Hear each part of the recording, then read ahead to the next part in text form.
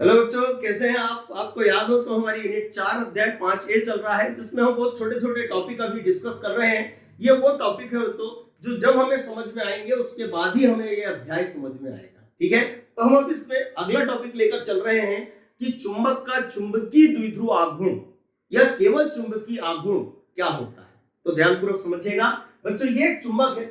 हमने पिछले वीडियोस में समझा है कि चुंबक के दो ध्रुव होते हैं, एक N होता है, एक S होता है। और हमने पिछले वीडियो में यह समझा कि किसी एक चुंबक के दोनों ध्रुवों की ध्रुव प्रबलताएं समान होती है और ध्रुव प्रबलता को हम किससे दर्शाते हैं? स्मॉल m से। अब बच्चों ध्यान देखिएगा, हम देखने जा रहे हैं कि चुंबकीय द्विध्रुव आघूर्ण या चुंबकीय आघूर्ण क्या होता है। ध्यान समझिएगा बच्चों, ये जो चुंबक है, इस चुंबक की यहां से यहां तक की ये जो दूरी है, आप जानते हैं बच्चों, इस दूरी को हम QL से दर्शाते हैं और इसे चुंबक की प्रभावकारी लंबाई कहते हैं।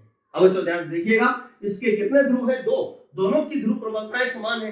हम दोनों में से किसी एक ध्रुव की ध्रुव प्रबलता ले लेते हैं, ये हो गई स्मॉल m। और इसमें दोनों ध्रुवों के बीच की दूरी बोले तो प्रभावकारी लंबाई, ये 12 का क्या कर देते हैं? गुणा। बच्चों ये जो गुणनफल है इसे हम कैपिटल M से दर्शाते हैं और इसे चुंबकीय द्विध्रुव आघूर्ण या चुंबक का चुंबकीय आघूर्ण कहते हैं। और इसे किससे दर्शाते हैं? कैपिटल M से। तो परिभाषा हम बोल सकते हैं, कोशिश करें बोलने की। क्या होगी परिभाषा?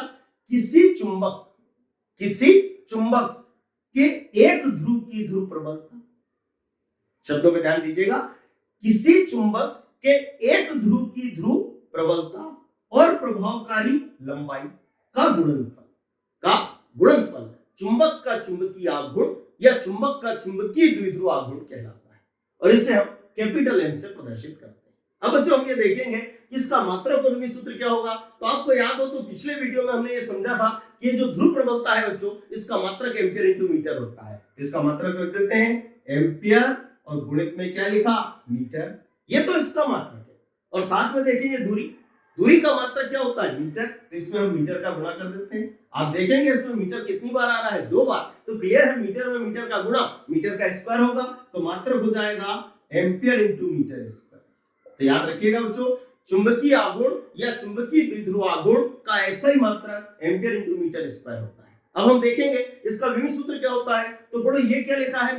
मीटर बोले तो लंबाई को विभव सूत्र में किससे दर्शाते हैं? L से, क्योंकि लेंथ बोलते हैं। लेंथ का पहला अक्षर क्या होता है? L। इसकी घात कितनी? 2। अरे तो इसकी भी घात कितनी हो जाएगी भैया? 2। ठीक है, फिर क्या लिखा? एम्पियर बोले तो विद्युत धारा का विभव सूत्र क्या होता है? A। तो ये इसका विभव सूत्र होता है। बच्चों यहाँ पर एक नंबर का एक ऑब्जेक्टिव बनता है, आपसे पूछा जा सकता है कि जो चुंबकीय द्विध्रुव आघूर्ण है, मतलब कैपिटल M जो है, ये सदिश है अदिश है? तो बच्चों अभी पिछले वीडियो में हमने ये समझा था कि ये जो ध्रुव प्रबलता है ये तो अदिश है, लेकिन उसके पिछले वीडियो में हमने पढ़ा था कि जो प्रभावकारी लंबाई है बच्चों, ये एक सदिश है। और जब ये सदिश है तो क्लियर है चुंबकीय आघूर्ण भी क्या होगा? एक सदिश। और प्रश्न उठता है, यदि ये सदिश है तो इसकी दिशा भी तो होनी चाहिए। इसकी दिशा क्या? तो ये सदिश तो है, पर किसके कारण है? प्रभावकारी लंबाई के कारण। तो क्लियर है बच्चों, जो प्रभावकारी लंबाई की दिशा होगी वो इसकी दिशा होगी। और हमने पढ़ा है कि प्रभावकारी लंबाई की दिशा हमेशा S ध्रुव से N ध्रुव की ओर होती है। तो क्लियर है, चुंबकीय आघूर्ण की दिशा भी S ध्रुव से N ध्रुव की ओर होगी। ठीक है बच्चों, तो आज इस वीडियो में हम इतना ही रखते हैं। अगला टॉपिक अगले वीडियो में डिस्कस करेंगे।